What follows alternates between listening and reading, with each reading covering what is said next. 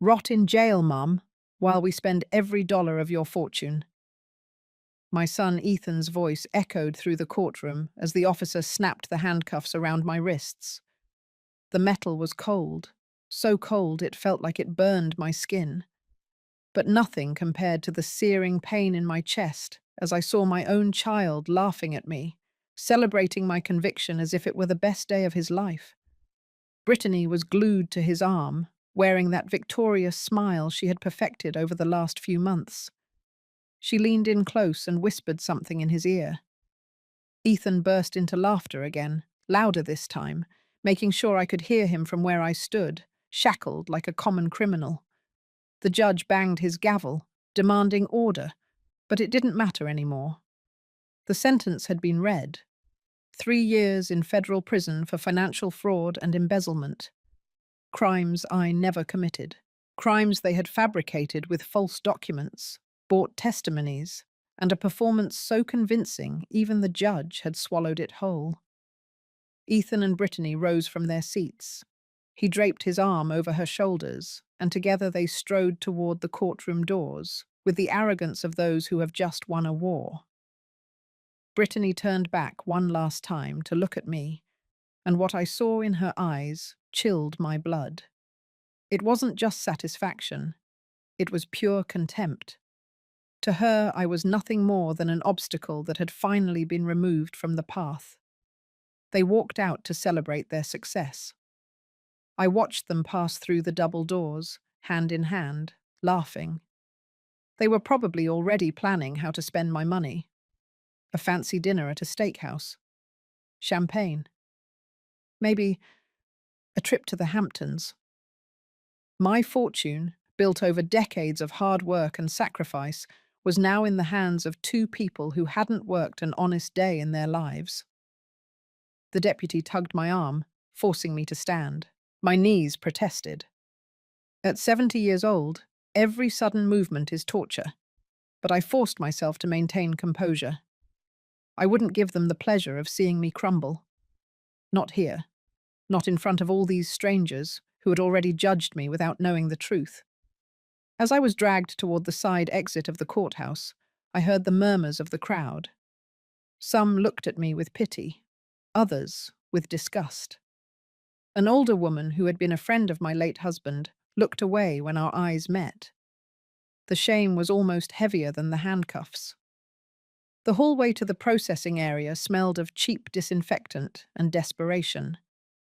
My shoes squeaked against the worn linoleum floor as the officer silently guided me. Other convicted people passed in the opposite direction, some crying, others with lost looks, all sharing that same expression of absolute defeat. But I wasn't defeated, not yet. We reached a small, windowless waiting room with peeling cream-colored walls and plastic chairs bolted to the floor. An older correctional officer sat behind a metal desk, reviewing papers with the slowness of someone who has done the same thing for decades. He looked up when we entered. "Officer Frank Miller," read the badge on his chest. His face was weathered, full of deep wrinkles that spoke of a hard life. His eyes were tired, but not cruel. There was a softness in them that contrasted with the surroundings. His uniform was impeccable, carefully pressed, as if that small display of dignity was the only thing keeping him sane in this place. The escorting officer exchanged a few words with Frank, handed him a folder with my documents, and then left. The door closed with a final sound that reverberated in my ears. I was left alone with the old correctional officer. Frank opened the folder and began to review the papers in silence. I sat on one of the plastic chairs, feeling every one of my 70 years in my joints. The handcuffs were still on my wrists, the metal now warm from contact with my skin. I looked down, trying to process everything that had just happened. My own son had sent me to prison. My own son, the baby I had carried in my arms for entire nights when he had colic. The child I had raised alone after his father died of a heart attack when Ethan was just 12. The man I had trusted blindly because he was my blood, my only family. And now he and his wife were outside, celebrating, sure that they had won, sure that I was finished. A defenseless old woman who would spend the last years of her life locked behind bars while they enjoyed every dollar I had saved. But they didn't know one thing, something crucial, something that would change everything. Frank was still concentrated on the documents, occasionally frowning, turning pages, taking notes in an old spiral notebook. I took advantage of that moment of distraction. Carefully, with the subtlety that only comes from years of being invisible to others, I slipped my right hand toward the inner pocket of my tweed jacket. I had worn that jacket since the start of the trial. It was old, dull grey, with slightly worn elbows. Nothing fancy, but it had deep, discreet pockets.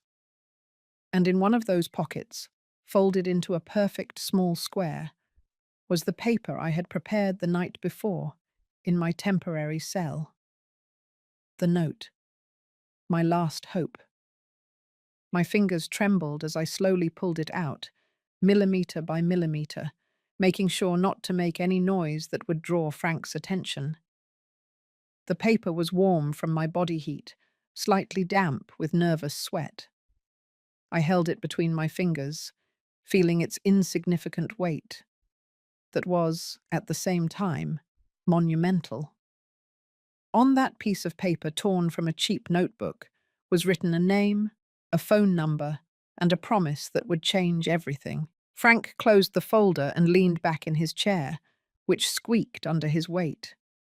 He sighed with the exhaustion of someone who has seen too many ruined lives pass across that desk. He looked at me with something that might have been compassion, or perhaps it was just the automatic reflection of a decent man caught in an indecent system. "Transport will be here in about 20 minutes, Mrs. Dawson. Do you need to use the restroom? Water?" His voice was kind. That surprised me. I hadn't expected kindness on a day like this, not after everything that had happened. "Water, please," I murmured. My voice came out hoarse, broken. I hadn't had anything to drink for hours. Frank nodded and slowly rose from his chair. His knees cracked as he did so, a sound I recognized because my own joints did the same thing every morning. He was an older man, probably a year or two from retirement, with that weight on his shoulders that comes from decades doing a job that no one thanks you for and no one wants. He headed toward a small table in the corner, where there was a plastic water pitcher and stacked disposable cups. His back was turned. That was my moment, the only one I would have. With a movement I had mentally rehearsed 100 times, I slid the folded note onto his desk, right next to the folder with my documents. I positioned it in such a way that it looked like part of the official papers, but visible enough for him to notice when he returned.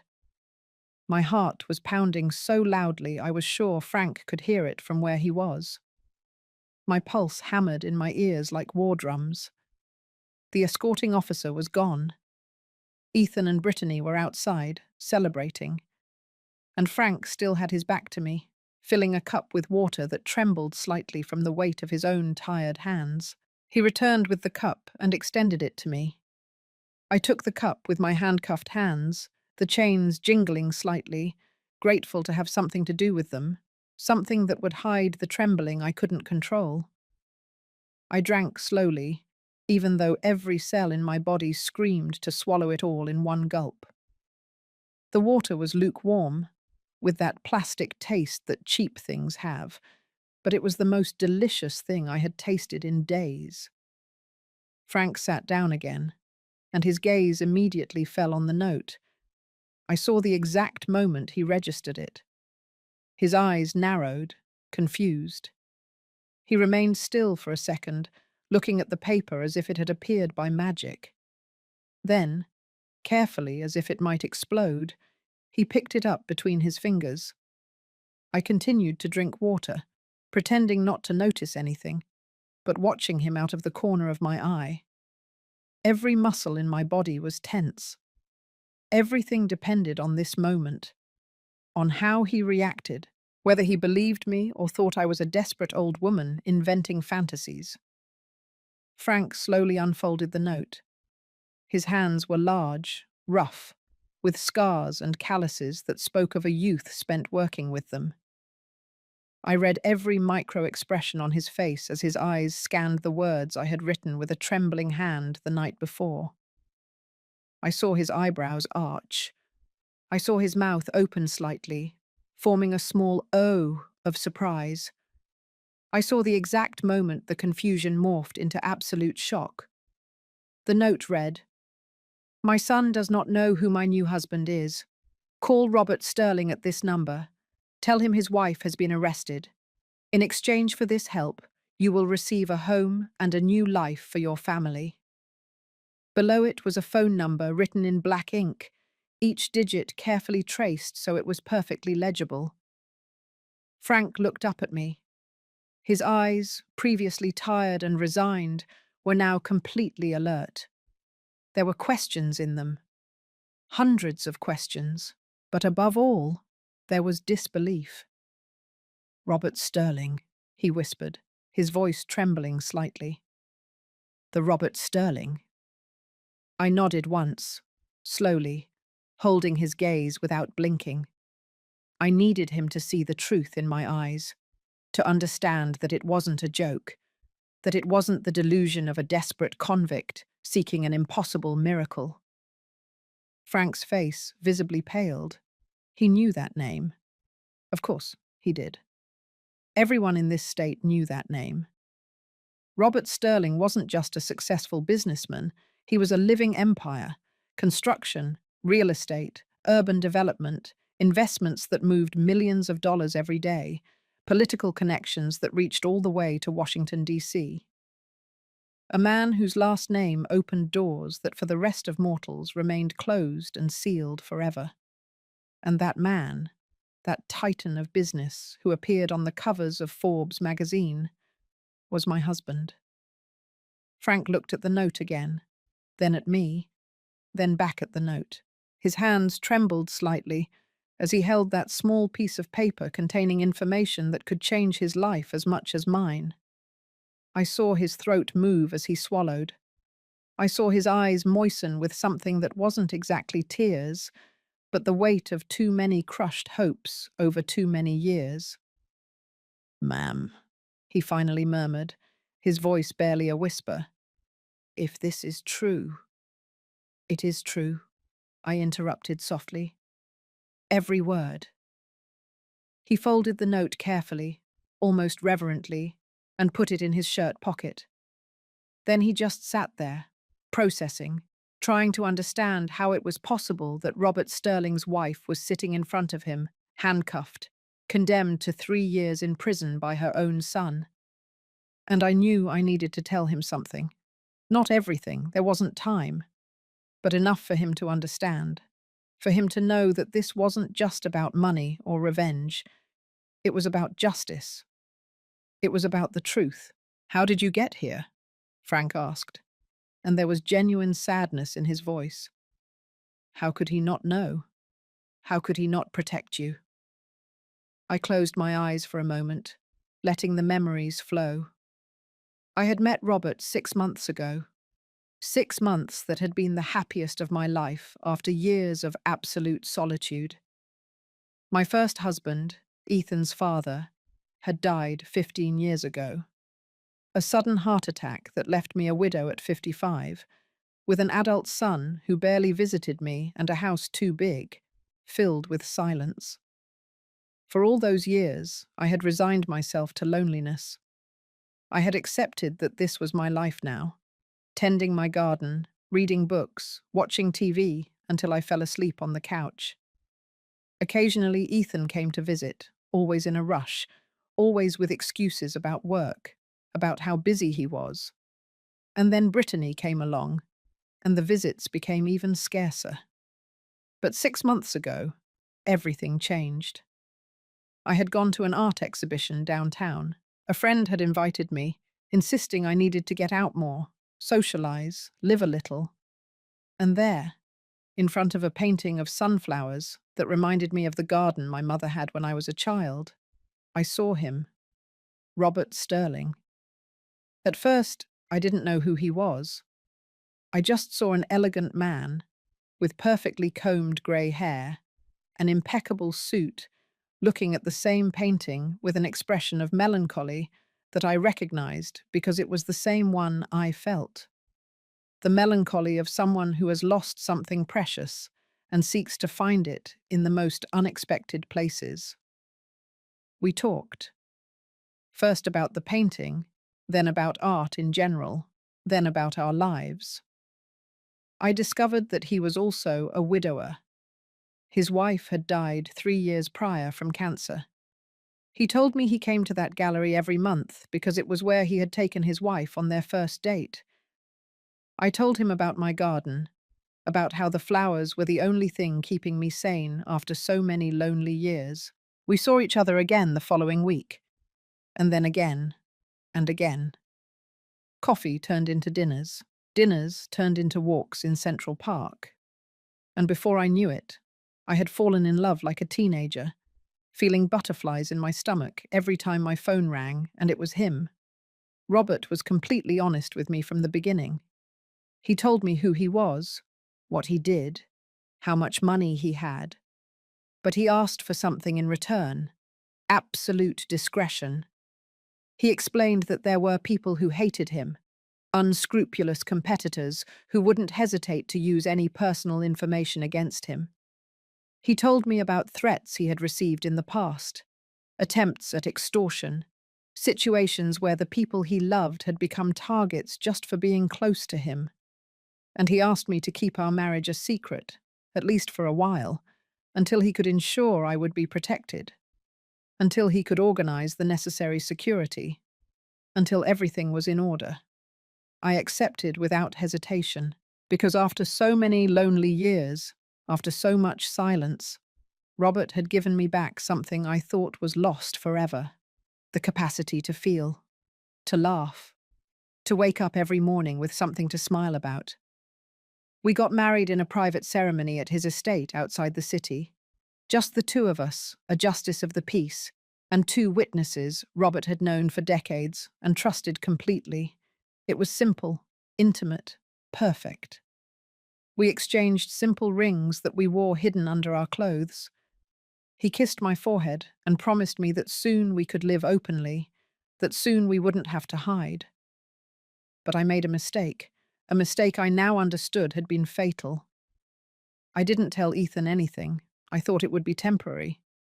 I thought that in a few weeks, maybe a month, Robert would finish organizing everything, and then I could introduce him to my son. I could tell him that his mother had found love again, that I was no longer alone, that someone was taking care of me and making me happy. But before I could do that, everything fell apart. It started 3 months ago. Ethan showed up at my house unannounced, which was unusual because he normally called first. Brittany was with him, as always, glued to his side like a shadow. They came in with a strange, nervous energy. Ethan looked around as if he were evaluating something. Brittany touched the furniture with her fingertips, making comments about how old everything was, about how I should modernize, renovate, spend a little money to make the house more presentable. They asked about my finances. They wanted to know how much money I had saved, how much the house was worth, if I had investments, insurance, additional properties. I told them I was fine, that I had enough to live comfortably, not to worry about me. But I didn't give them details. Something about the way they asked made me uncomfortable. There was an intensity in their eyes that I didn't like, an anxiety I didn't understand. Ethan insisted. He said he had financial problems, that his business was going through a rough patch, that he needed a loan. Just temporary, he assured me, just until things got better. Maybe $50,000, maybe a little more. I told him I didn't have that amount immediately available, which was true. Most of my money was in long-term investments, funds I couldn't touch without significant penalties. but I offered to help him with $10,000, all I had in my checking account. Brittany's face changed. I saw the fury flash in her eyes before she could hide it. Ethan looked disappointed, frustrated, but he accepted the $10,000 and promised to pay it back in 3 months. He never did. And a week later, they came back, this time with more urgency. They needed more. $20,000. It was an emergency, an investment opportunity they couldn't miss. They begged me.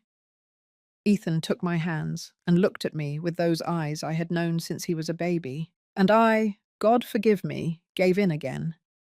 I withdrew the money from one of my funds, paying the penalty, and gave it to him. That money didn't come back either. And then the more frequent visits started, always asking for more, always with new excuses, new emergencies. And I started saying no, because I was beginning to understand that something wasn't right, that this wasn't normal, that they were using me.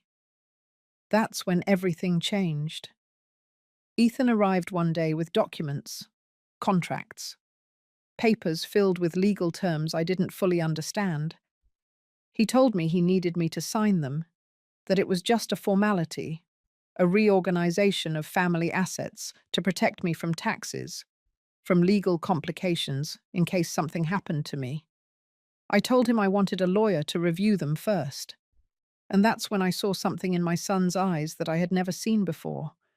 Something dark. Something dangerous. "Don't you trust me, Mum?" he asked, and there was venom in his voice. "I'm your son, your only family. Are you going to let me down because of your paranoia?" Brittany intervened, with that sweet voice she used when she wanted to manipulate. She talked about how hard it had been for Ethan to grow up without a father, about how I was all he had, about how he only wanted to protect me, to make sure my future was secure. And I, God help me, signed.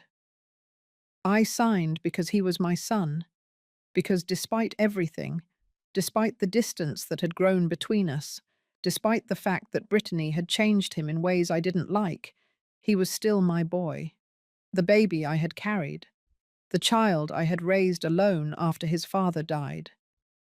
I couldn't believe he would hurt me, but I was wrong. 2 weeks later, I received the notification. A lawsuit. My own son was suing me for fraud, for misappropriation of family funds, for forgery. The same documents I had signed out of trust were now being used as evidence against me. Ethan had manipulated everything. He had altered the papers after I signed them. He had created a story where I had stolen money from joint accounts we supposedly had, where I had forged his signature on transactions, where I had acted as a criminal who took advantage of her own son's trust. I hired a lawyer, the best I could afford with what I had left. But Ethan had been meticulous. He had false witnesses, bank documents that looked legitimate, emails I supposedly sent, even though I never wrote them. It was a perfect conspiracy. And the worst part was that Robert knew nothing. He was out of the country the whole time, managing business in Europe. We talked on the phone, but I didn't want to worry him with my problems. I thought I could solve it alone. I thought the truth would come out and everything would be fine. How stupid I was. The trial was a nightmare. My lawyer did what he could, but the evidence against me was overwhelming. Ethan cried on the stand, acting like the devastated son betrayed by his own mother. Brittany testified with fake tears rolling down her cheeks, talking about how I had always been controlling with money, about how I had threatened to disinherit Ethan if he didn't do what I wanted. And the jury bought it all. Guilty. 3 years in prison. Robert returned to the country the day before the sentencing, but by then it was too late. I didn't have time to contact him, to explain, to ask for help. I was quickly moved from the courtroom to the processing room, and now I was here, telling fragments of this nightmare, to a correctional officer who held in his pocket the only hope I had left. My son thinks he won, I told Frank, and my voice was stronger now, firmer. He and his wife believe they are going to take all my money, my house, everything I built over the years. But they don't know Robert exists. They don't know he's going to find out what they did. And when he does, I didn't finish the sentence. I didn't need to. Frank understood. He took the note out of his pocket again and read it a third time, as if he needed to make sure the words were still the same. "A house," he murmured. "You can really give me a house?" "Robert can," I corrected him. "And he will. He is a man of his word. If you tell him I asked for this, if you explain the situation, he will reward you. He has properties all over the state, houses he maintains for investment. He can give you one. He can give you more than that. He can change your life." Frank closed his eyes. I saw a single tear roll down his weathered cheek. When he opened them again, he had made a decision. "I have a daughter," he said softly. "Livia. She's 26 with 2 young kids. My son-in-law abandoned them last year, left without a trace. She lives with me and my wife in a 2-bedroom apartment we can barely afford. The kids sleep in the living room. My wife is sick. She needs expensive medication that our insurance doesn't fully cover. I work double shifts just to keep our heads above water." His voice broke. "If you're telling me the truth, if there's even a chance that this is real, I'll make that call. Because my family needs a miracle as much as you do." I held his gaze. "Call him." Frank took his cell phone out of his desk drawer. It was an old model, with a scratched screen and a case worn from use. His hands trembled as he dialed the number I had written on the note. I saw him hesitate for a second, his finger suspended over the call button, as if in that last moment the reality of what he was doing hit him with full force. But then he pressed the button. The sound of the phone dialing filled the small room. 1, 2, 3 rings. I held my breath. It had been 3 days since I last spoke to Robert. 3 days that felt like an eternity. He had called the night before the trial, but I was so distraught, so consumed by fear, that I could barely hold a coherent conversation. I told him everything was fine, that I was just tired, that I loved him and we would talk soon. I lied. And now I was paying the price for that lie. The 4th ring. The 5th. Frank looked at me with worry, as if he thought no one would answer, that this was a cruel fantasy of a desperate woman. But then the line connected. "Sterling." Robert's voice was crisp, professional. It was his business tone, the one he used when he was in the middle of important meetings or delicate negotiations. Frank almost dropped the phone. He cleared his throat, trying to find his voice. "Mr. Sterling, my name is Frank Miller. I'm a correctional officer at the County Justice Center. I'm calling because—" He paused, looking at me for confirmation. I nodded. "Because your wife asked me to contact you." The silence on the other end of the line was absolute, so complete that for a moment I thought the call had been cut off. But then I heard Robert's breathing, faster and faster, more intense. "Cecilia?" His voice had completely changed. He was no longer the cold, calculating businessman. He was a scared man. "What happened to Cecilia?" "Mr. Miller, she was arrested, convicted. She's here with me now, waiting for transport to the state prison. She gave me this number and asked me to call you. She says you are her husband." "Arrested?" The word came out like a roar. "Why the hell did no one inform me? When did this happen? Where is she now?" Frank passed the phone to me. My handcuffed hands made it difficult to hold, but I managed. When I heard Robert's voice, so familiar, so loved, something inside me broke. The tears I had been holding back for days, for weeks, finally welled up. Robert, my voice was barely a choked whisper. Robert, I'm so sorry. I should have told you. I should have told you everything from the start. Cecilia, my love, what is going on? Speak slowly. Where are you? Who arrested you? Why? Ethan, I said, and my son's name came out like poison from my lips. He accused me of fraud, forged documents, lied in court. They sentenced me to 3 years. Robert, 3 years. Silence again. But this time it was different. It was the calm before the storm. When Robert spoke again, his voice was dangerously calm, controlled, but I could hear the fury boiling just beneath the surface. Your son did this. Your own son sent you to prison. He and his wife, Brittany, they planned everything. They wanted my money, my house. They thought I was alone, that no one would protect me. They don't know you exist, Robert. They don't know anything about us. Where exactly are you right now? At the County Justice Centre. Processing room. They're going to transfer me in less than 15 minutes. They are not transferring you anywhere, Robert said, and his tone left no room for discussion. Put the officer back on the phone. I handed the phone back to Frank. He took it with trembling hands and put it to his ear. Mr. Sterling? Robert's voice was so loud I could hear it from where I was sitting. Listen to me very carefully. My wife is not getting on that transport. She is going to stay exactly where she is until I arrive with my legal team. Do you understand me? Sir, I don't have the authority to stop a scheduled transfer. There are protocols, procedures that… I'm going to tell you something, Mr. Miller.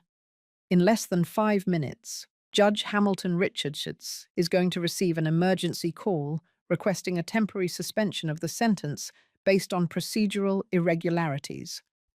In less than 10 minutes, you will have a signed order stopping any transfer of prisoner Cecilia Dawson until the case is reviewed. And if anything happens to my wife before I get there, if anyone moves her a single inch from where she is now, I will personally ensure that every person involved in this disaster loses their job and faces legal consequences. Have I been clear enough? Frank had completely paled. He nodded even though Robert couldn't see him. Yes, sir. Perfectly clear. Good. Now put my wife back on. Frank returned the phone to me almost reverently. Robert, I whispered. I didn't know what else to do. I'm so sorry for not telling you anything before, for not involving you from the beginning. Don't apologize. His voice softened. None of this is your fault. Do you hear me? None of it. But I need you to listen carefully. I'm going to fix this. I'm going to get you out of there. And your son, that scoundrel who dares to call himself your family, is going to pay for every second of suffering he caused you. He's my son, Robert. Despite everything, he's still my son. He stopped being your son the moment he decided to betray you like this. Robert paused, and when he spoke again, his voice was charged with a dark promise. But don't worry about that now. Focus on staying safe. Don't talk to anyone. Don't sign anything. Don't accept anything they offer you. My team will be there in less than an hour. The best criminal defense attorney in the state, Morris Flores, is already on his way. He will take care of everything. And Frank? I asked, looking at the officer who had made this call possible. I promised you would help him. He has a family that needs support. Officer Miller is going to receive everything you promised him and more, Robert said. After I finish with all this, he and his family will never have to worry about money again. You have my word. Frank, who had been listening, closed his eyes, and an expression of absolute relief crossed his face. It was as if a decades-long weight had been lifted from his shoulders in a single instant. "I love you," I told Robert, feeling that the words were insufficient to express what I felt.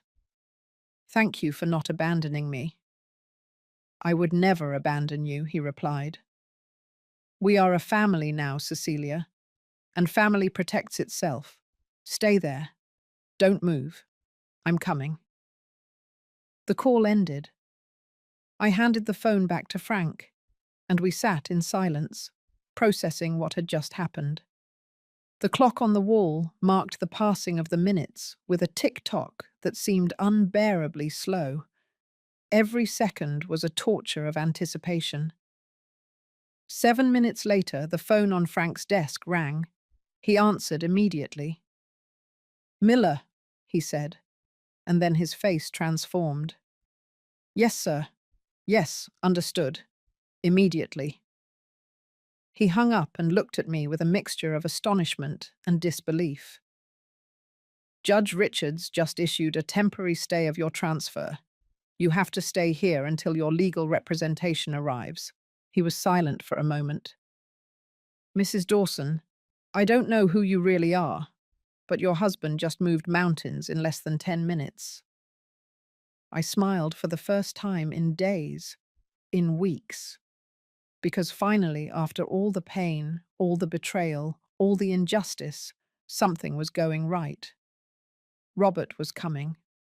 And when Robert Sterling decided to fix something, nothing and no one stood in his way. But while we waited, as time crawled by with painful slowness, I couldn't stop thinking about Ethan. Where was he right now?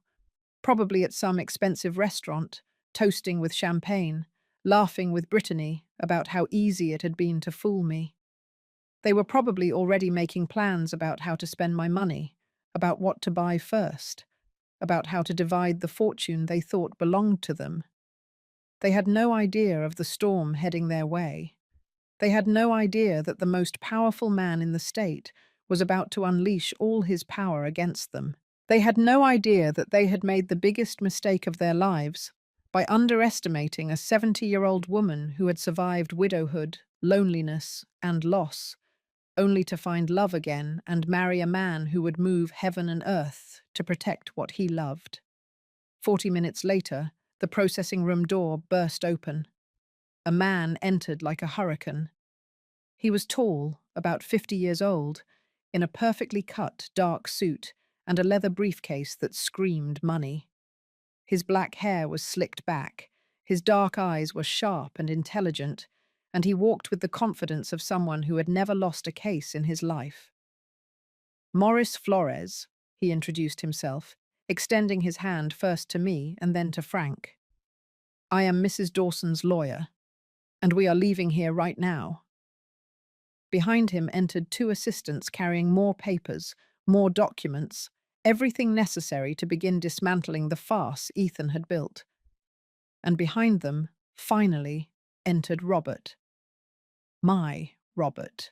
He looked exactly as I remembered him, but there was something different in his eyes, an intensity I had never seen before, a controlled fury that made the air around him seem to vibrate with dangerous energy. He was 65, but at that moment he looked like a warrior ready for battle. Our eyes met across the room. He crossed the space between us in 3 long steps, knelt in front of me, uncaring that his $1,000 suit touched the dirty floor, and took my handcuffed hands in his. "My love," he whispered, and his voice was broken. "Forgive me for not being here when you needed me." "You're here now," I said, tears running freely down my cheeks. "That's all that matters."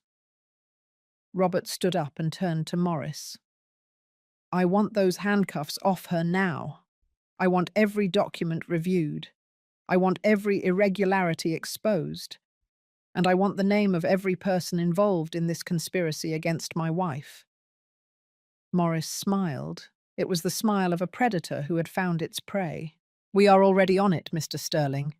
I guarantee that by this time tomorrow, your wife will be free, and those responsible will be answering some very uncomfortable questions." Robert looked at Frank, who had stood up and was standing next to his desk, watching everything with an expression of absolute astonishment. "Mr. Miller," Robert said, walking toward him, "my wife told me you made this call possible, that you risked your position to help her. I want you to know that will not be forgotten." Frank swallowed. "I just... She needed help. That's all." "You did more than help. You gave her hope when she had none, and I always pay my debts." Robert took out his phone and dialed a number. "Enrique, it's me. I need you to prepare the house in Sun Valley Hills.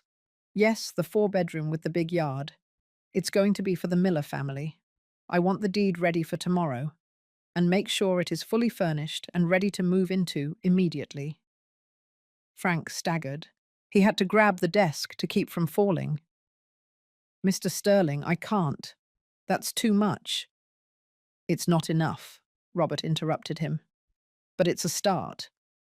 The next 48 hours were a whirlwind of legal activity that I could barely process. Morris Flores worked like a machine, dissecting every document in the case, finding irregularities that my previous attorney hadn't even thought to look for. It turned out Ethan had made mistakes.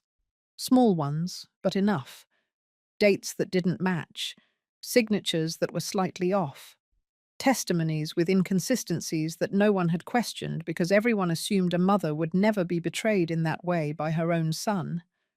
Robert took me out of that processing room that same night. Not directly home. That would have been impossible with the judicial order still in effect.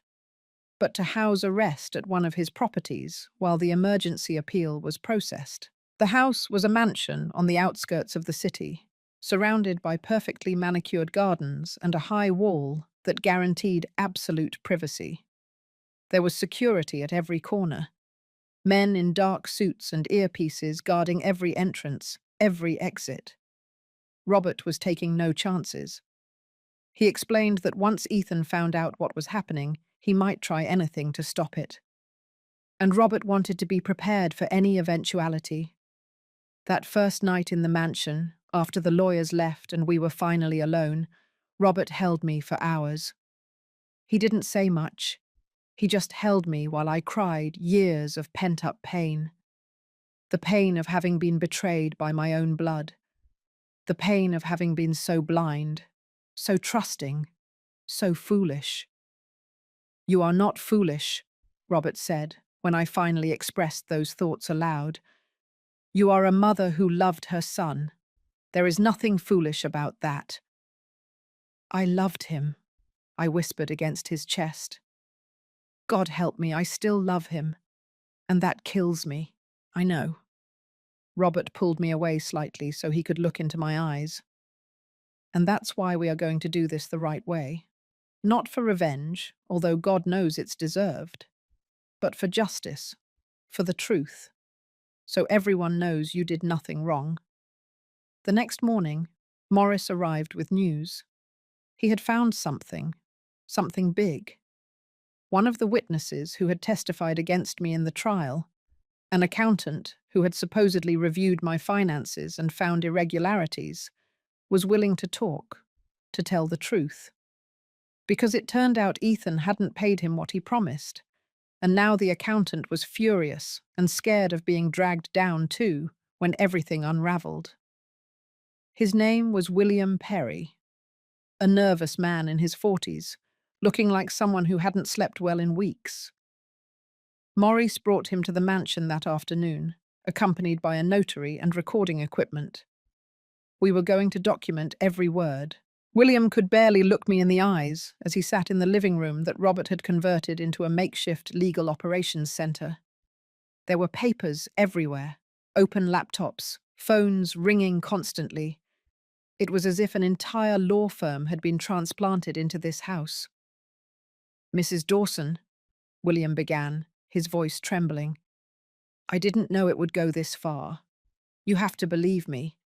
When Ethan hired me, he told me he just needed some documents reviewed, some numbers adjusted for a tax matter. He paid me $5,000 up front and promised another $20,000 when everything was over. "And what exactly did you do?" Morris asked, his voice calm but with a dangerous edge. "I fabricated financial reports. I created transactions that never existed. I made it look like Mrs. Dawson had been moving large sums of money from joint accounts with Ethan into personal accounts. But none of that was real. It was all fabricated on my computer." "And the withdrawals I supposedly made?" I asked, feeling bile rise in my throat. "The $150,000 that the prosecutor said I stole from my own son." "They never existed," William admitted, tears now running down his face. "Ethan gave me access to old bank accounts that were already closed. I altered the statements to show recent activity. I changed dates. I invented transaction numbers. Anyone with forensic accounting knowledge would have detected the fraud in minutes. But your lawyer never requested an independent audit." "Because I couldn't afford it," I said bitterly. "Ethan made sure to freeze my assets so fast I barely had money for the public defender." Maurice was furiously taking notes. Robert, who had been listening from a corner of the room with his arms crossed, finally spoke. "Was Brittany involved in this? Ethan's wife?" William nodded vigorously. "She was the one who initially contacted me. Ethan didn't even know my name at first. Brittany had been planning this for months, maybe years. She showed me documents. She explained exactly what she needed me to do. It was her plan from the start. Ethan he just followed her orders." That hit me harder than I expected. A part of me had wanted to believe my son was also a victim here, that Brittany had manipulated him, poisoned his mind against me.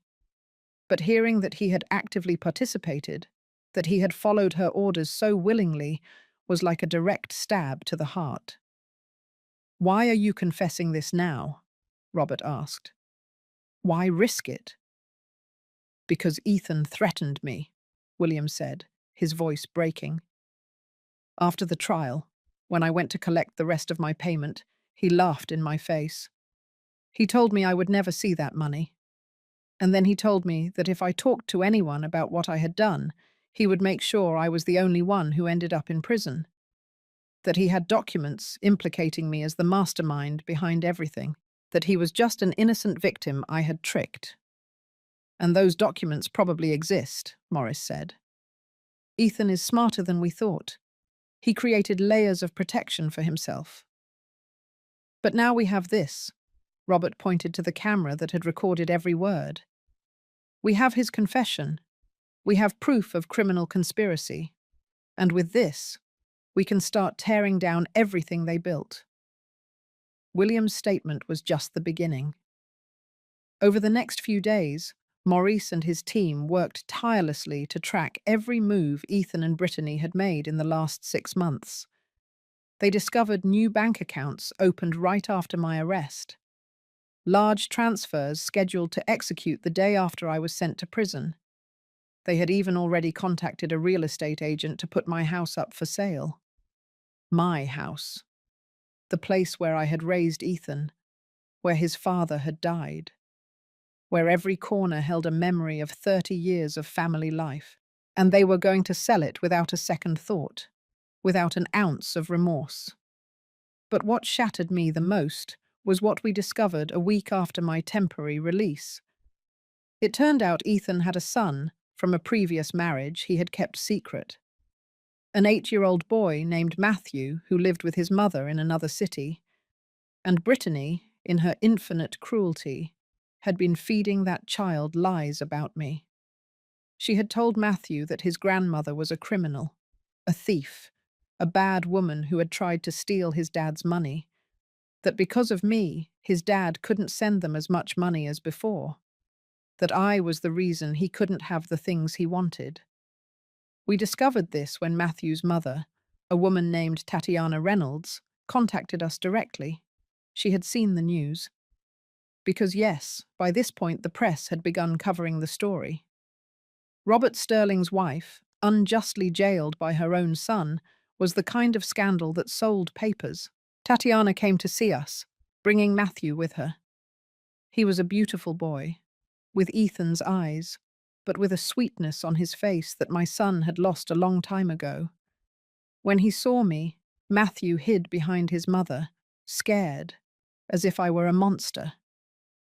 "I'm so sorry," Tatiana said, her eyes full of tears. "I didn't know Brittany was telling him those things. Ethan barely visits us, and when he does, she's always with him, controlling every conversation. I thought she was just being protective, but now I understand she was manipulating everything." I knelt in front of Matthew, keeping my distance so as not to scare him more. "Hello, Matthew. My name is Cecilia. I'm your grandmother. I know they told you bad things about me, but none of that is true. I would never hurt your dad. I love him, even now, even after everything." Matthew looked at me with those big, innocent eyes. "You're not bad." "No, honey, I'm not." "Then why does Dad say you are?" I didn't have an answer for that. How do you explain to an 8-year-old child that his father is a liar? That his father conspired to send his own mother to prison for money? I couldn't. I wasn't going to destroy the image he had of Ethan, no matter what my son had done to me. "Sometimes adults make mistakes," I finally said. "Big mistakes. And your dad made a very big one.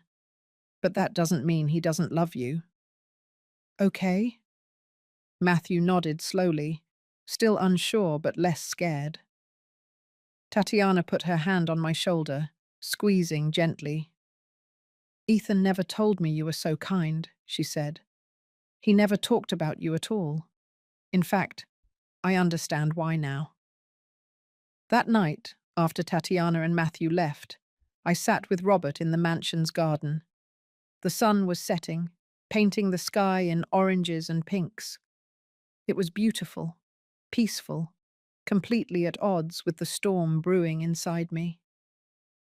"You have a grandson," Robert said softly. "A grandson you didn't even know existed." "Ethan hid him from me for years," I replied, feeling a new wave of betrayal. "I have a grandson, and he decided I didn't deserve to know him. What kind of person does that?" "The kind of person who is capable of sending his mother to prison for money." Robert took my hand. "But now you know him, and if Tatiana agrees, you can be part of Matthew's life. You can be the grandmother he deserves." "After we finish with this," I said, feeling something harden inside me. "After Ethan and Brittany pay for what they did, then I can think about being a grandmother." Robert smiled, but there was no warmth in that smile. It was the smile of a man who knew justice was near. "Speaking of that, Morris has news. The prosecutor reviewed the new evidence. They are dropping all charges against you tomorrow in a special hearing, and they are issuing arrest warrants for Ethan, Brittany, and William for conspiracy, fraud, and perjury." I gasped. "Tomorrow?" "Tomorrow," Robert confirmed. "And there's Chabelle. It turns out Ethan organized an event for tomorrow night, a celebration at a private club. He invited friends, family, business partners. He was going to officially announce that he had inherited your fortune, that he was ready to invest in new businesses. Basically, he was going to celebrate his victory over you in front of everyone." The irony was almost too perfect. "What are you thinking?" I asked, seeing the calculating expression on Robert's face. "I'm thinking," he said slowly, "that it would be a shame if he missed his own celebration party." The hearing the next day was quick and devastatingly effective. Judge Richards, the same one who had presided over my original trial, looked visibly uncomfortable as he reviewed the new evidence presented by Morris. William Perry's recorded confession, the forensic analyses of the falsified documents, The inconsistencies in the testimonies that no one had questioned because they seemed too elaborate to be lies. The prosecutor, a middle-aged man named Henry Flores, Morris's younger brother, stood up and formally declared that the state was dropping all charges against Cecilia Dawson, that there had been a monumental miscarriage of justice, that they had been fooled by a meticulously planned criminal conspiracy. "Mrs. Dawson," Judge Richards said, and for the first time since this nightmare began, I heard something close to respect in the voice of someone related to the justice system. "On behalf of this court, I offer my sincerest apologies. What was done to you is inexcusable, and I assure you that those responsible will face the full weight of the law." I nodded, unable to speak. Tears ran freely down my cheeks, but this time they were not tears of pain. They were of relief, of justice, of vindication. After weeks of being treated like a criminal, of being looked at with contempt, of carrying the shame of an unjust conviction, someone in authority was finally saying the words I needed to hear. I was not guilty. The judge banged his gavel. "Arrest warrants are issued for Ethan Dawson, Brittany Dawson, and William Perry on charges of criminal conspiracy, fraud, forgery, and perjury. Officers are authorized to proceed immediately." Robert, sitting next to me, squeezed my hand. Morris closed his briefcase with a satisfying click. We had won the first battle. But the war wasn't over yet. Because winning in court was one thing. Making Ethan and Brittany fully understand what they had lost, that was something else entirely. We left the court surrounded by security. Reporters swarmed us, shouting questions, pushing each other to get a photo, a comment, anything. Robert shielded me with his body as we made our way to the waiting car. I didn't say anything to the press, not yet. There would be time for public statements later. For now, I just wanted to breathe. I just wanted to process that I was finally free. Back at the mansion, Robert led me to the master suite. He had bought me new clothes, all in my exact size. Elegant dresses, comfortable but beautiful shoes, everything a woman would need to feel human again after weeks of humiliation. He had prepared a bath with aromatic salts, candles, soft music. "Rest," he told me, kissing my forehead. "You have to be ready for tonight." Tonight, Ethan's celebration.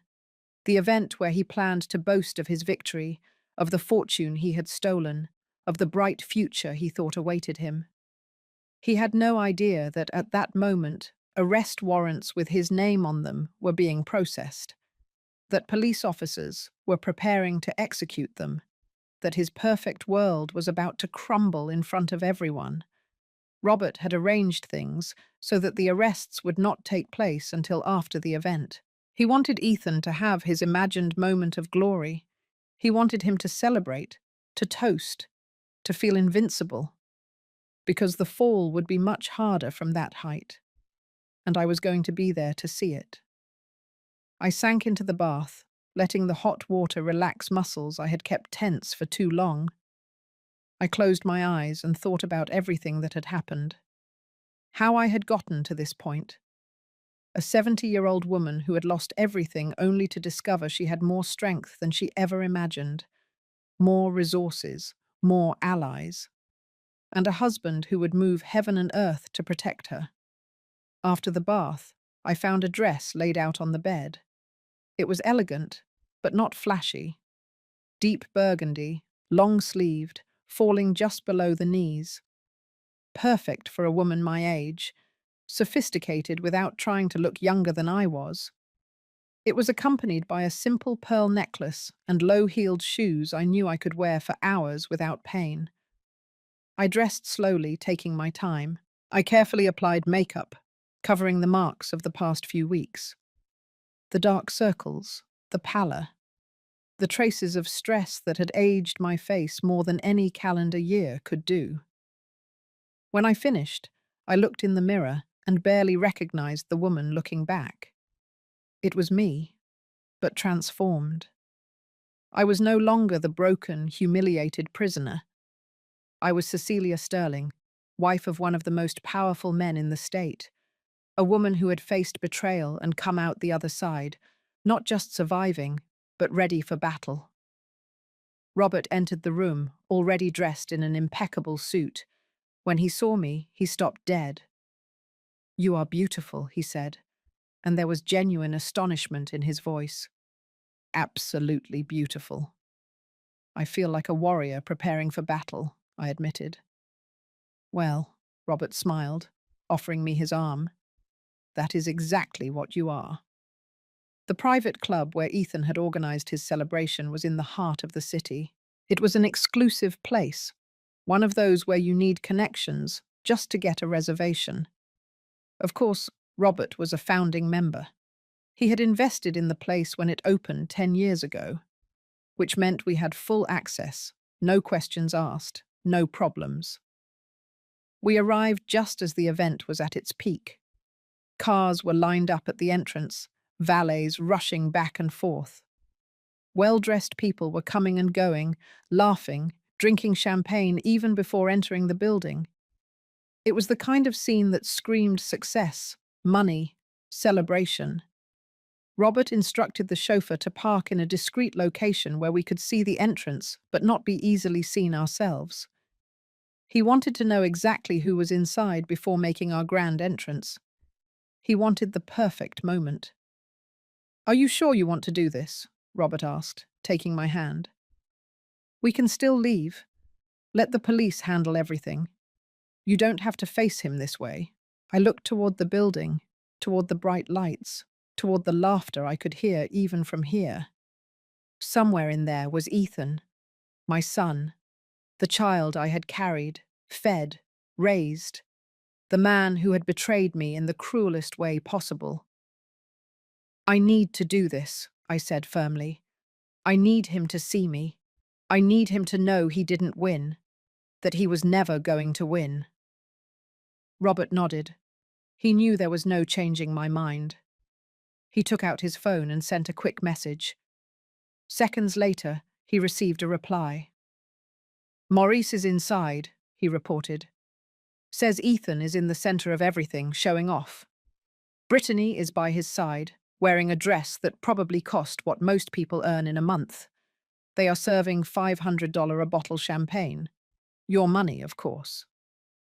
Of course. My money paying for their fake celebration. The irony was almost poetic. "There's more," Robert continued, reading another message. "Ethan just made an announcement. Says he's launching a new investment firm, that he has $2 million in seed capital and is looking for partners. He was literally trying to recruit investors using my stolen fortune. $2 million. I didn't even have that much liquid money. There were savings, investments, properties, but not $2 million in cash. Which meant he was lying again, making promises he couldn't keep, deceiving more people, expanding his web of lies. "It's time," I said, opening the car door before he could change his mind. Robert got out on his side and came to my side, offering me his arm. Together we walked toward the entrance.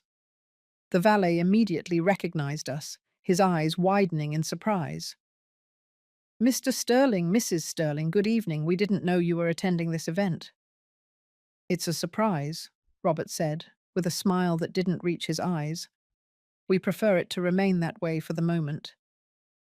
The valet nodded quickly and opened the door for us. The music hit us first, followed by the sound of laughter, overlapping conversations, the clinking of glasses. The ballroom was huge, decorated with excessive elegance. Lights hung from the ceiling, tables covered with immaculate white cloths, a full bar on one side and a dance floor on the other. And in the center of everything, surrounded by people, was Ethan. My son looked different from the last time I had seen him in court. He was wearing a new, clearly expensive suit. His hair was perfectly styled. He held a glass of champagne in one hand and gesticulated animatedly with the other, as he told some story that made those around him laugh. Brittany was stuck to his side, as always. Her dress was bright red, tight-fitting, with a neckline that left little to the imagination. Jewelry hung from her neck and wrists, probably also bought with my money. She smiled with that satisfied look she had perfected, the smile of someone who had gotten exactly what she wanted.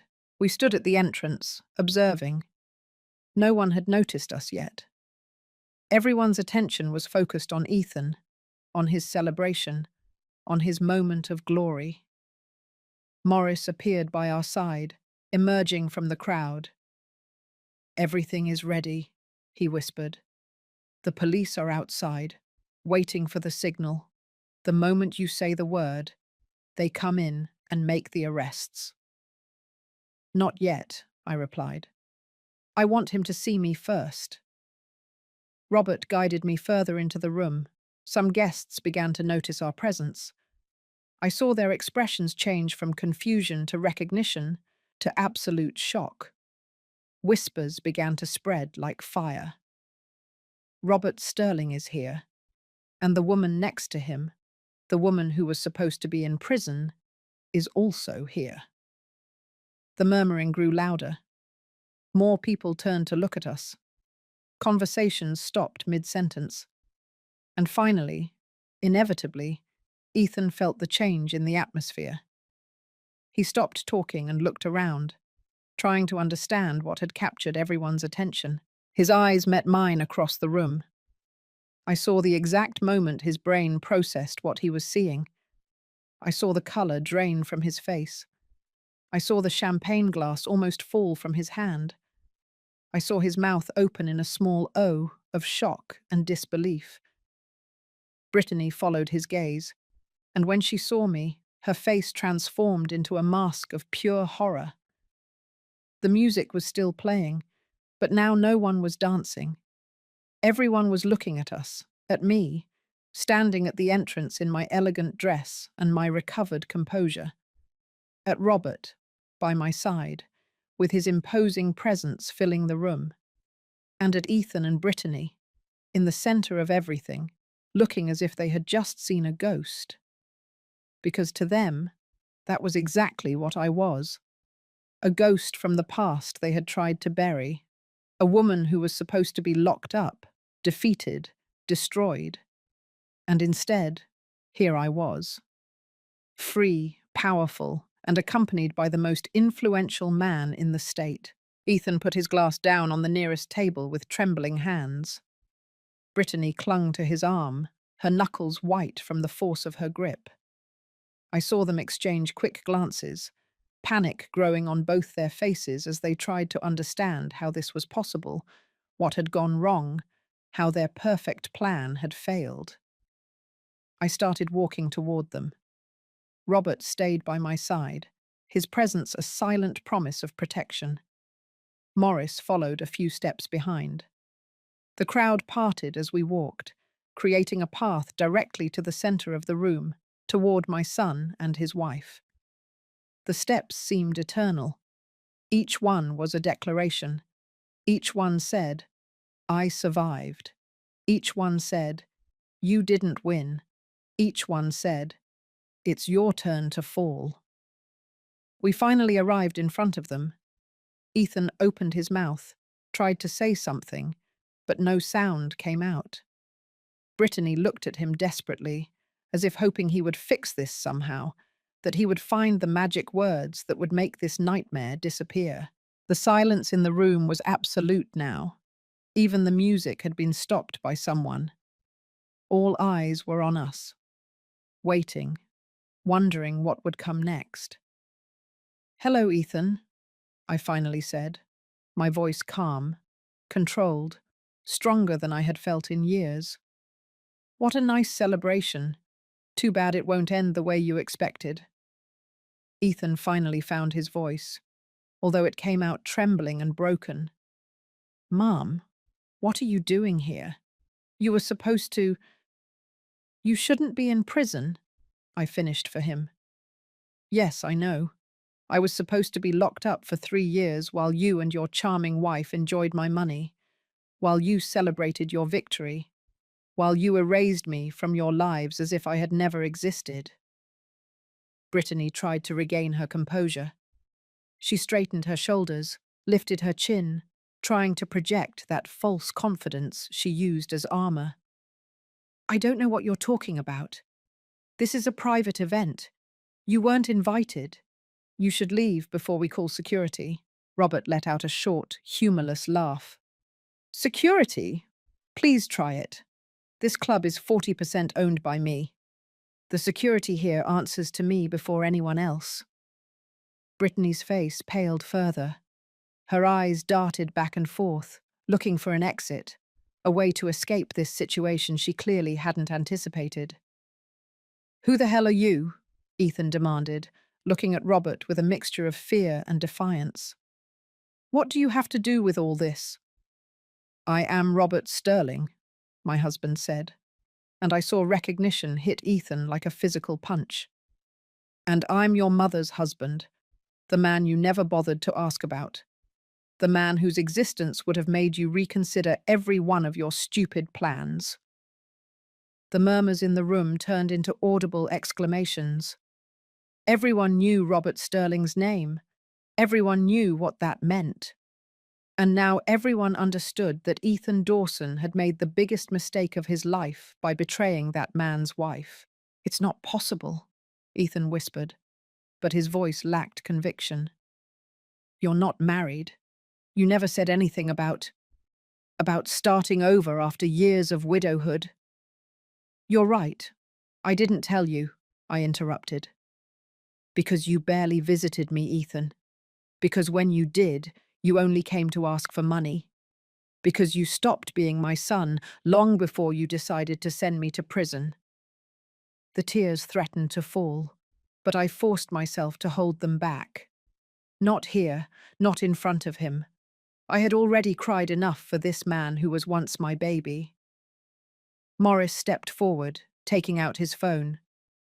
Mr. Dawson, Mrs. Dawson, I should inform you that this morning, in a special hearing, all charges against Cecilia Dawson were dropped. Judge Richards issued arrest warrants against the two of you and William Perry for criminal conspiracy, fraud, forgery, and perjury. Brittany gasped. Her hand flew to her throat, as if she couldn't breathe. Ethan staggered, having to grab the table behind him to keep from falling. That's ridiculous, he gasped. They can't. They don't have proof of... We have William Perry's full confession, Morris continued, his voice cold and professional. Video recorded, under oath, with a notary present. He explained in detail how you hired him to falsify financial documents, how you created non-existent transactions, how you manipulated everything to incriminate an innocent woman. He's lying, Brittany screamed, her composure finally crumbling. He's framing us to save himself. No one is going to believe the word of a corrupt accountant over ours. We also have forensic analysis, Morris added. Experts examined every document presented in the original trial. They discovered digital alterations, manipulated dates, forged signatures. We have technical evidence that cannot be refuted by convenient stories. Ethan began to back away, dragging Brittany with him. His eyes desperately searched for the exits of the room. But Robert had been meticulous. There were security guards blocking every door, discreet but impossible to pass. And there's more, I continued, taking one step closer to my son. We discovered the bank accounts you opened immediately after my arrest. We saw the scheduled transfers. We found the emails with the real estate agent about selling my house. We have every piece of evidence that shows exactly what you planned to do once I was out of the way. We also spoke with Tatiana, Robert added. Matthew's mother, your son, Ethan, the grandson you hid from your mother for years. She told us how Brittany has been filling the boy's head with lies about Cecilia, how you tried to poison an innocent child against his own grandmother. That was the last straw for me. To think of Matthew, that beautiful, innocent child, being used as a pawn in Brittany's cruel game, filled me with a rage I didn't know I could feel. How could you? I asked Ethan, my voice finally breaking. How could you do all this? I'm your mother. I gave you everything. I sacrificed everything for you after your father died. I worked 2 jobs so you could go to a good school. I stayed up all night when you were sick. I defended you when no one else would. And this is how you repay me, destroying my life for money you didn't even desperately need. You were always controlling, Ethan spat out suddenly, his fear transforming into defensive rage. Always wanting to know everything, control everything. You never let me live my own life. This money was mine by right. I'm your only son. It should have been mine from the start. Then you should have asked for it like a civilized adult, Robert said, instead of conspiring like a cowardly criminal. Morris lifted his phone and typed a quick message. Seconds later, the ballroom doors opened. Police officers entered, moving with purpose toward the center of the room, toward where Ethan and Brittany were trapped. Ethan Dawson, Brittany Dawson, one of the officers announced. You are under arrest on charges of criminal conspiracy, fraud, forgery, and perjury. You have the right to remain silent. The rest was lost in the chaos that erupted. Brittany began screaming, trying to pull away as the officer tried to handcuff her. Ethan simply stood there, motionless, as if his brain had finally accepted that this was real, that there was no escape, that he had completely lost. The guests watched in horror and fascination. Some took out their phones, recording everything. This would be on the news, in minutes, on social media, everywhere. The public, humiliating fall of Ethan Dawson, the man who had tried to destroy his own mother. As the officers dragged them toward the exit, Ethan looked at me one last time. I waited to see remorse. I waited to see something that indicated the son I knew was still in there somewhere. But all I saw was hatred. Pure, undiluted hatred. And in that moment, I understood that the son I loved had died a long time ago. That the man in front of me was a stranger who shared my blood, but none of my values. Goodbye, Ethan, I whispered as he disappeared through the doors. The days after the arrest were a media whirlwind I hadn't expected. My face was on every newspaper, every newscast. The story had all the elements the press loves: family betrayal, a dramatic twist, a clear villain, and a victim who became a victor. But what the reporters didn't know, what no one knew yet, was that this was far from over. 3 days after Ethan and Brittany were arrested, Morris arrived at the mansion with news that chilled my blood. He had discovered something while reviewing more documents, something none of us had anticipated. Mrs. Sterling, he said, his expression grave as he spread papers on the dining room table. We found something else, something that completely changes the situation. Robert and I leaned in to see the documents. They were deeds, legal papers full of jargon I could barely understand. But there was one name I immediately recognized. My house. The house where I had lived for 30 years. What is this? I asked, feeling a knot form in my stomach. Ethan didn't just plan to sell your house after you went to prison, Morris explained. He already sold it. Well, technically transferred it. Into Brittany's name. 2 weeks ago, before the final trial, he forged your signature on property transfer documents. The house is legally no longer yours. The room seemed to tilt. Robert held my arm, steadying me. How is that possible? Robert asked, his voice dangerously calm. How could he transfer a property without her being present? He bribed a corrupt notary, Morris replied. The same one who helped with the other false documents. We have her name, Ramona Perry, William's sister. She authenticated the false signature, dated the documents correctly, made it all look completely legal. My house, I whispered, feeling tears burn my eyes. The house where I raised Ethan, where my husband died, where I have 30 years of memories. There's Morty, Maurice continued, and his tone told me what was coming would be worse. Brittany already put the house up for sale. She has an interested buyer willing to pay $800,000. The closing is scheduled for within a week. That can't be legal, Robert said. She's arrested. She can't complete a real estate transaction from jail.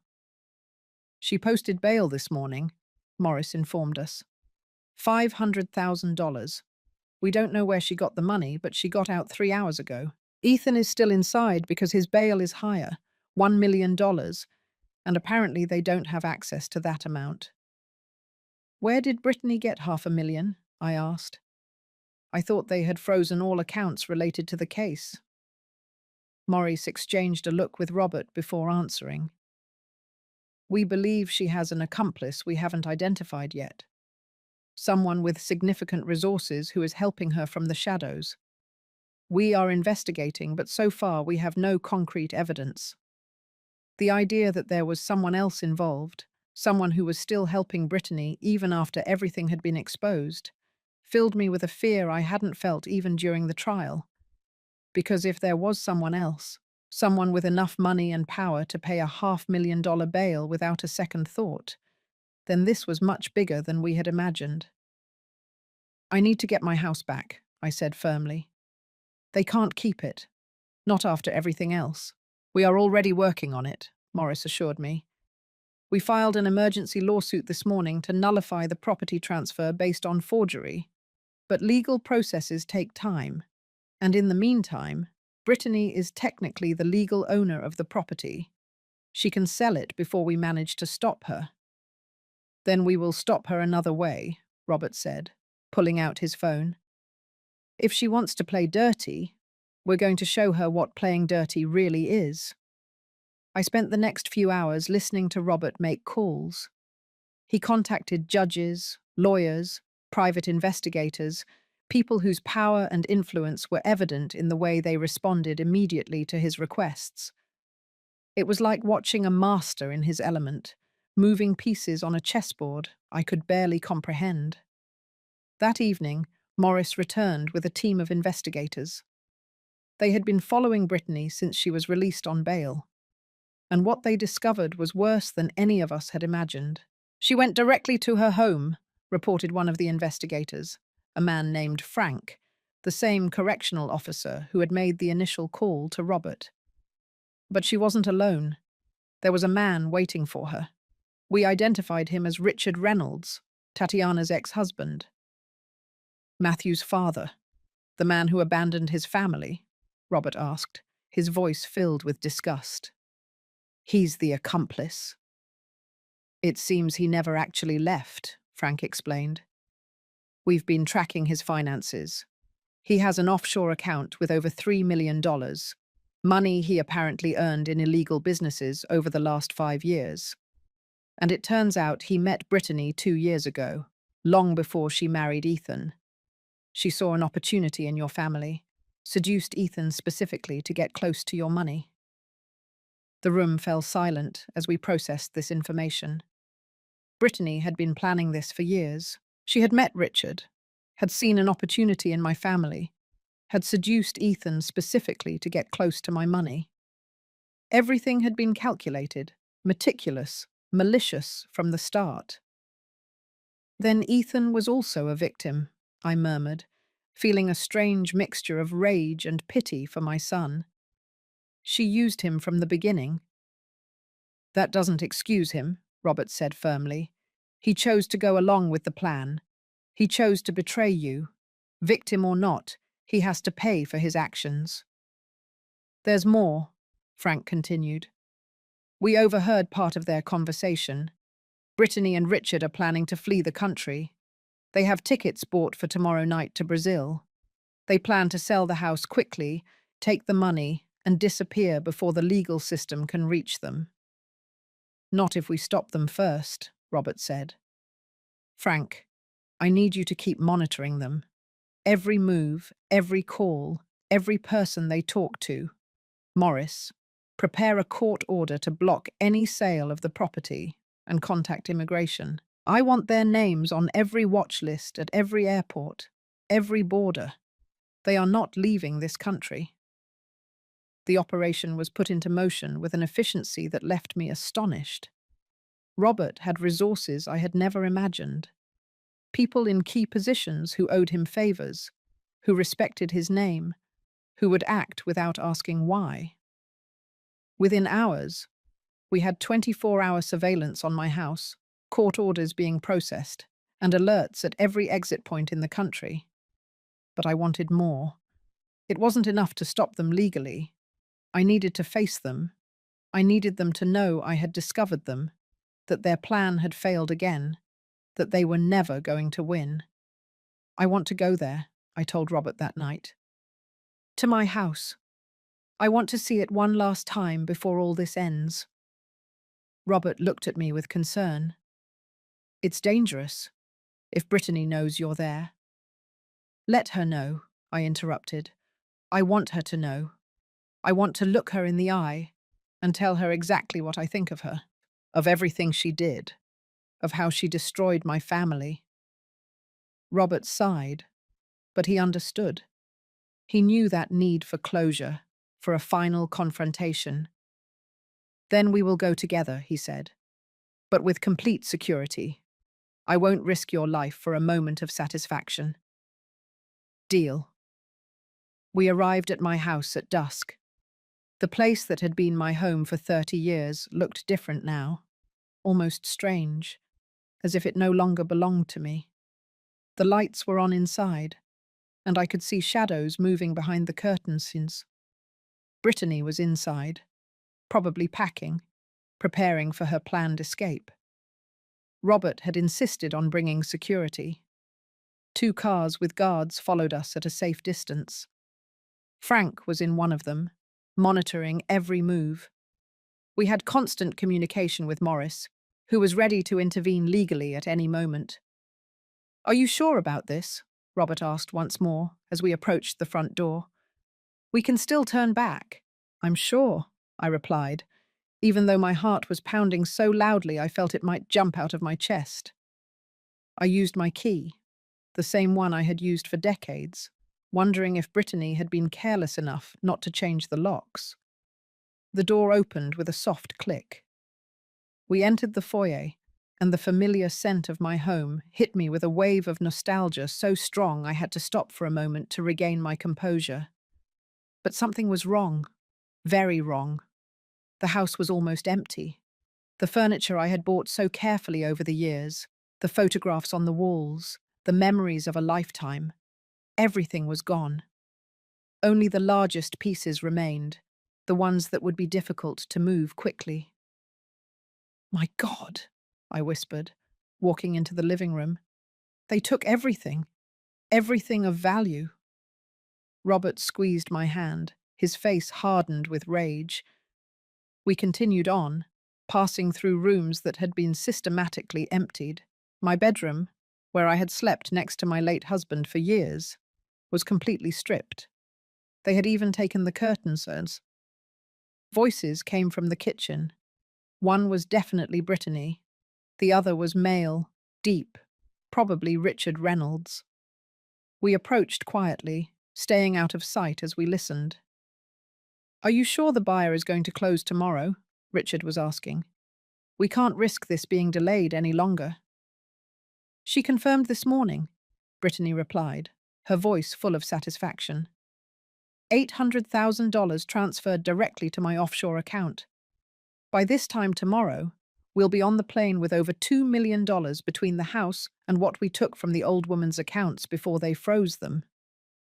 And Ethan? Richard asked. Don't you think he's going to be a problem when he finds out you left without him? Brittany let out a cruel laugh that chilled my blood. Ethan was useful as long as I needed him, but he was too weak, too emotional. He almost ruined everything with his stupid guilt. No, it's better to leave him behind. Let him rot in prison thinking his wife abandoned him. It will be what he deserves for being so pathetic.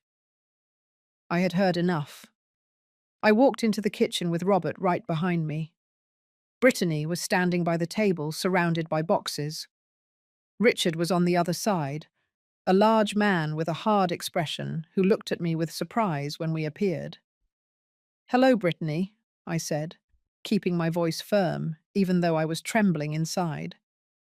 "Interesting conversation." Brittany's face transformed from surprise to terror in an instant. She dropped the box she was holding, its contents scattering across the floor. I recognized the objects. My antique jewelry box, framed photographs, small antiques I had collected over the years. "How did you get in here?" she demanded, partially regaining her composure. "This is my house now. You are trespassing." "Your house," I repeated, the words coming out bitterly. "Based on forged documents and a corrupt notary. Did you really think you were going to get away with it?" Richard took a step forward, his posture threatening. "You should leave. Now, before this gets ugly."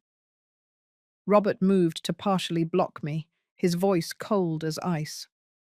"I suggest you stay exactly where you are, Mr. Reynolds.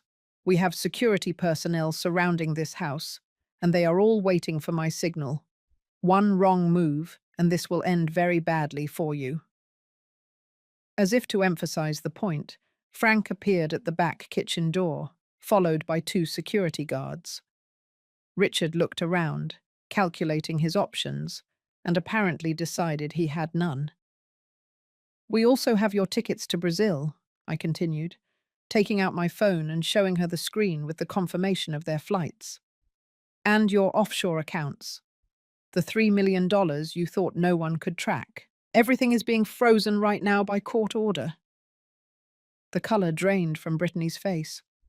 Her eyes moved frantically, looking for an exit that didn't exist.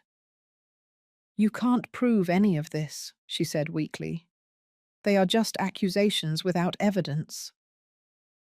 "We have audio recordings of your conversation from 5 minutes ago," Robert said, "where you admitted to stealing $2 million and planning to flee the country, where you admitted to using Ethan and planning to abandon him in prison.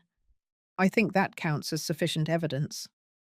"Furthermore," I added, feeling a dark satisfaction growing in my chest, "Ramona Perry, the notary you bribed, has already confessed everything. She faced losing her license and possible prison, so she decided to cooperate fully. We have documents, bank transfers, text messages. Everything is documented." Brittany slumped into a chair, all her arrogance evaporating. For the first time since I met her, I saw her as she really was, a scared con artist who had finally been caught. "Why?" I asked, needing to understand. "Why did you do all this? Was it really worth destroying a family, ruining lives, all for money?" Brittany looked at me with empty eyes. "Because people like you have everything effortlessly. Nice house, money saved, respect. While the rest of us have to fight for every penny. I saw an opportunity and I took it. That's all." "No," I said firmly. "I worked for everything I have. Years of sacrifice, saving every dollar, living modestly to have security in my old age. You just wanted to steal what you didn't earn." Sirens began to sound outside. Maurice had requested a police unit once we confirmed we had enough evidence for additional arrests. Officers entered moments later, with updated arrest warrants for Brittany and a new one for Richard on conspiracy and money laundering charges. As they handcuffed them, Brittany looked at me one last time. "Ethan really hated you, you know," she spat out with venom. "I didn't have to convince him of much. He wanted your money as much as I did." Her words hurt, but they no longer had the power to destroy me, because I knew the truth now. My son had chosen this path, and he would have to live with the consequences. "Goodbye, Brittany," I said as they took her out of my house. "I hope the money was worth it." When they were finally gone, I stood in my empty kitchen, surrounded by the remnants of my plundered life, and finally allowed the tears to flow. Robert hugged me, holding me as I cried for everything I had lost, for the family I would never have again, for the son I had loved and who was now lost forever. But I also cried with relief, because it was finally over.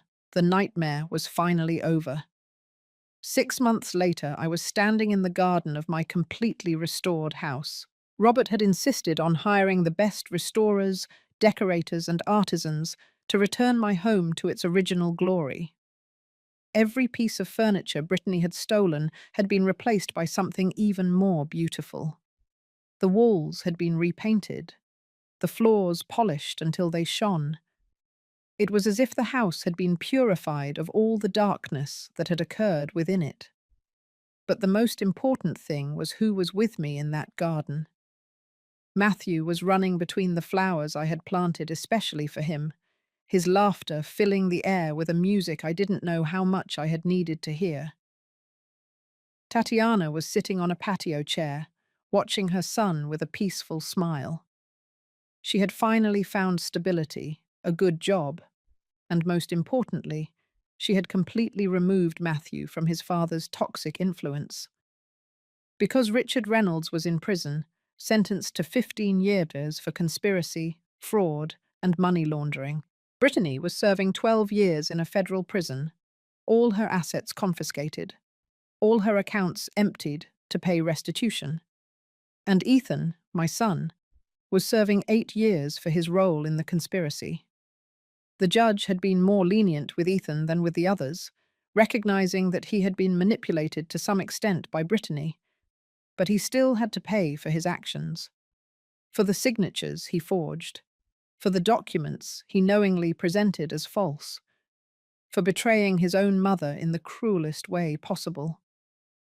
I had tried to visit him in prison once, 2 months after his conviction.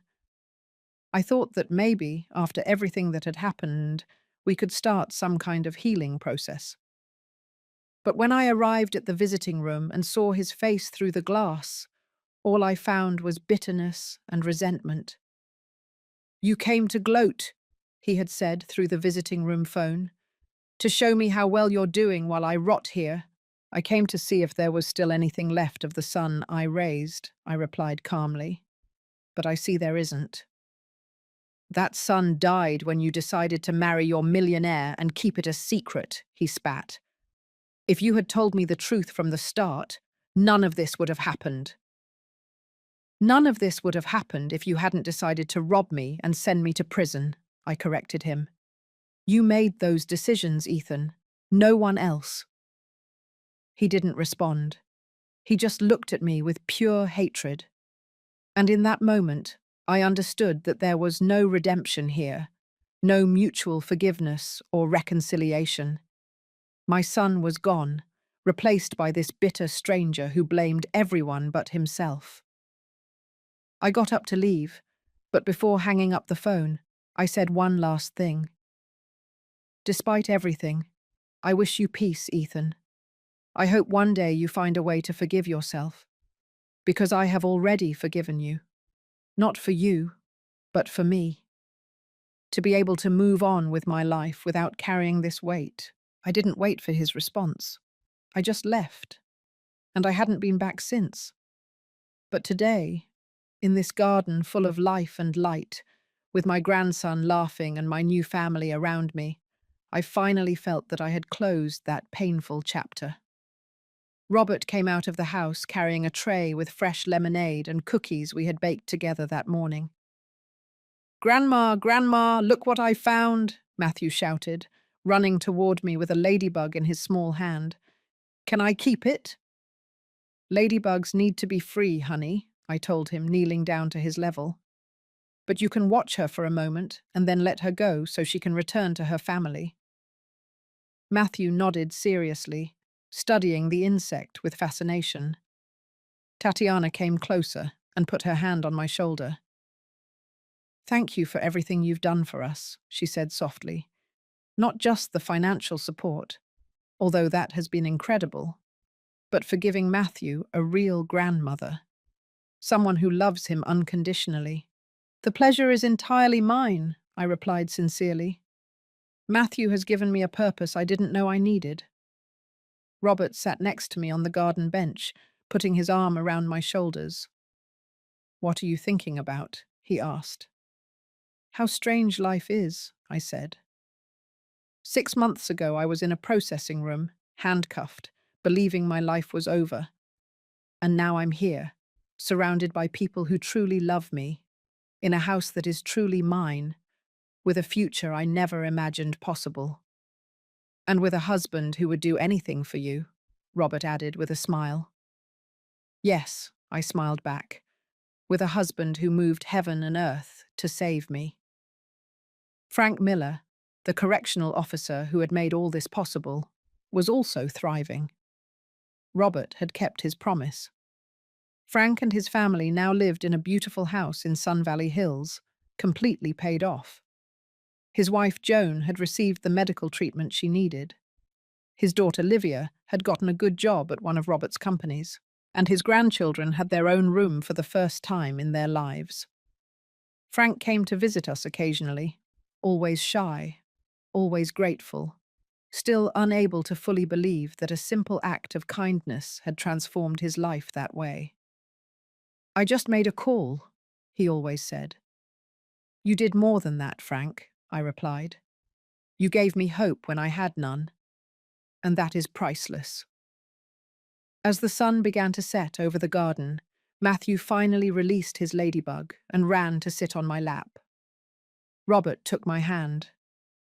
Tatiana started preparing dinner in the kitchen, and for the first time in what seemed like decades, I felt something I had forgotten existed. Complete peace. It wasn't the ending I had imagined when I married Robert a year ago. It wasn't the family I had dreamed of having when Ethan was a baby in my arms. But it was my family now. A family built not by blood, but by choice, by kindness, by genuine love. And as I looked around this garden full of life, at this restored home, at these people who had chosen me as much as I had chosen them, I understood something fundamental. It is never too late to start over. It is never too late to find happiness. And it is never too late to learn that true family is not who shares your blood, but who chooses to stay by your side when everything falls apart. I am 70 years old. I have survived widowhood, betrayal, unjust incarceration, and the loss of my only son. But I have also found love again, met my grandson, and built a life worth living. And if there is one thing I have learned from all this, it is that women my age, women who have survived decades of life, who have faced loss and betrayal and pain, are stronger than anyone imagines. We deserve respect. We deserve dignity. And above all, we deserve justice. And when someone tries to take that away from us, we have every right to fight with every ounce of strength we have. Because we are never too old to defend ourselves. We are never too weak to demand what is ours. And we are never, ever invisible, no matter how much the world tries to make us believe otherwise. This is my story. And it has a happy ending, not because everything was resolved perfectly, but because I finally learned that I deserve to be happy. And that, perhaps, is the most important lesson of all. It is a brutal, yet powerful thing to realize that blood relationship does not guarantee genuine connection, worth, or loyalty. It's a hard truth, especially for a parent, but accepting that a person's actions define their character, not their lineage, is the key to personal freedom. The greatest takeaway from this experience is the immense value of active self-advocacy. I had to speak up, even when my voice was shaking, to activate the network of protection I didn't even know I possessed. The moment I slipped that note to the officer, I transitioned from being a passive victim to an agent of my own rescue. It taught me that genuine family is an intentional construction, forged in the fires of mutual respect, not merely inherited by chance. The act of forgiving, even when the offender is unrepentant, is solely for the benefit of the person offering it, a crucial step in releasing the emotional chains that bind you to past pain and building an empowered future.